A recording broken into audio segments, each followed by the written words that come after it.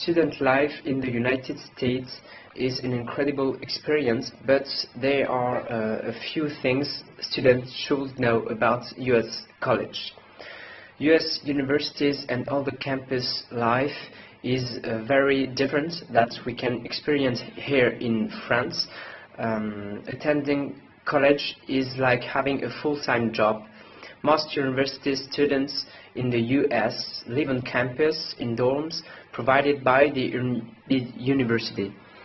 Most of the things going on in a student's life, such as academics, extracurricular activities, social life, will likely be related to university life. College in the US is more than just taking classes. Most of the work university students do will actually be outside of the classroom, such as working on assignments, group study or research.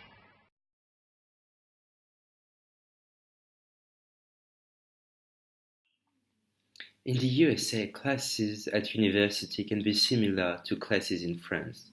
Students can have their courses in lecture theatre, but also in medium to small classes.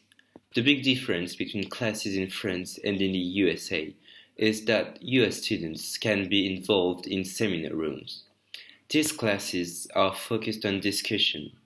Only a few students can participate to guarantee the efficiency of the discussion and to let everyone speak. Before going to class, students have to prepare for the class by reading about the subject or doing research so that they can take part in discussions. The students in class have to be very dynamic. The main goal is not to educate students, but rather to make them participate and to let them speak their mind. They can share their points of view, defend them, make presentation, and take part into discussion. And the professors are very important.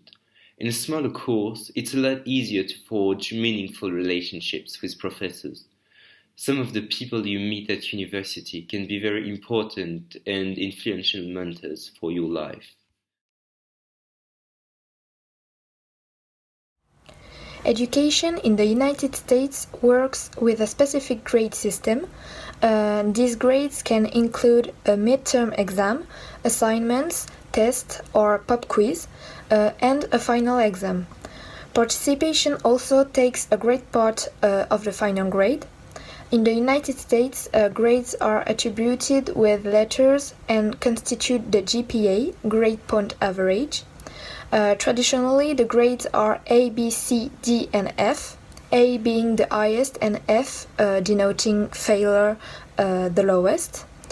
I distinction equates to 4 points, it's the best grade.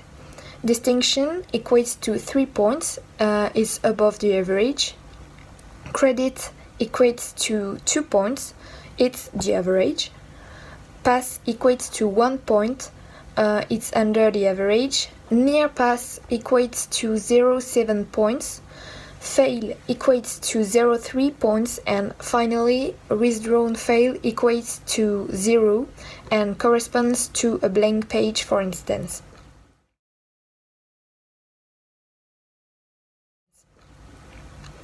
So finally, universities in the United States tend to enhance innovation in the classrooms. According to some studies, classrooms design can improve creativity and focus in the classroom. Researchers at North Carolina State University, for instance, have developed a classroom that improves flexibility and interaction for students. It consists in movable infrastructures in order to change the disposition of the class according to needs of the professors and students, and in acquisition of modern technologies like laptops in order to improve the interest of the students for the courses and to facilitate interactions between both students and teachers.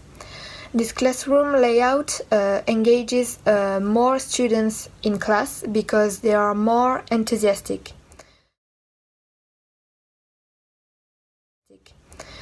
So to conclude, there is a major difference between classes in the United States and classes in France at university. In the United States, courses are based on discussion between teachers and students. It encourages interactivity and interactions with a system which promotes a preparation at home and a debate in class.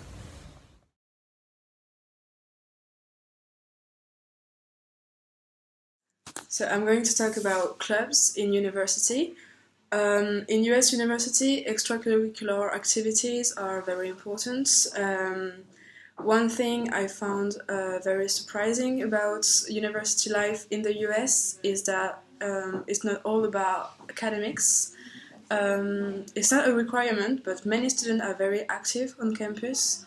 Not only do they learn new skills and gain experience, but they also meet new people when they attend this kind of clubs. Yes, being heavily involved, at least in one extracurricular activity, is also a meaningful way to expand your network and to forge really deep friendship. It is also important to note, however, that extracurricular activity require a lot of time and commitment, and so students have to be really dedicated to those clubs. College, above all, is the ideal time to explore new interests. Because first it is an ideal place to find other students who share the same hobbies, and also because it's the moment in your life when you have time and when you're away from your family and you have the time to explore new things. So there are different types of club in US universities. First, the sport clubs. Many universities offer traditional sport clubs such as football, basketball, or volleyball. But there are also a lot more options for sports, such as golf or dodgeball, for instance. Secondly, some clubs are also career-based. So this kind of clubs can be a great way to become involved in student life, to meet new classmates with similar goal careers, and to also to network with people that are already working in the field. And so it's a great way to find a job, to find easily a job after graduation. Thanks to those career-based clubs, students can develop new skills that they will be able to put in their resume. And for instance, if they like to write, they can head towards the school newspaper, or if they want to be a politician, they can look into student government. Finally, there are also international group for students. So these clubs are centered on a specific language or a specific country, and they can cater both to international students and also to other students who simply want to learn more about a specific culture or to practice a foreign language. So those international clubs provide people with whom to practice speaking a different language and so on. So really in US universities there is a club for every interest. It would be impossible to list all the clubs and organizations a college might offer, but yeah, they can range from volunteer groups to acting troops. So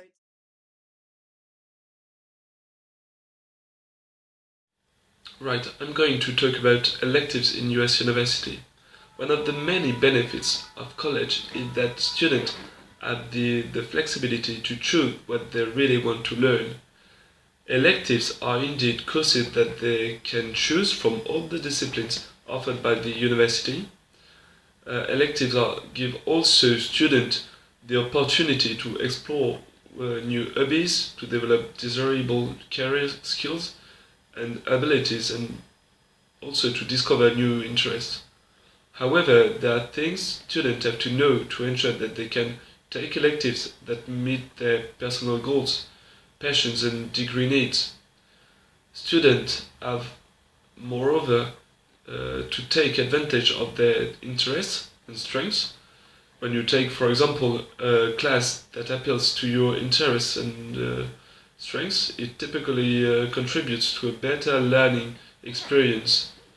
You could also consider electives that could build or increase a specific skill set. For instance, if you are pursuing a business degree, why couldn't you take a public speaking course? Developing your presentation skills would be a smart career move if you are pursuing a leadership role in business. There are three different categories of electives. They need to complete their degree: free electives, area of study electives, and general education electives. The first one, free electives, are the most flexible. The students can take almost any course. They are free to choose what they are interested in.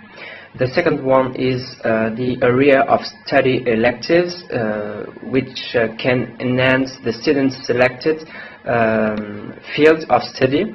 They can choose these courses from menu lists of possible selections within their degree program.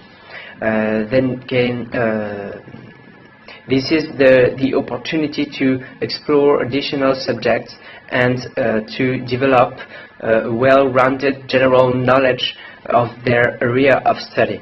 For example, a communication degree candidate may decide to take courses in journalism. And the third one is general education electives, which can complement their degree. They are basic electives that are grouped in different themes, such as civics, life, social and cultural understanding, or science and technology.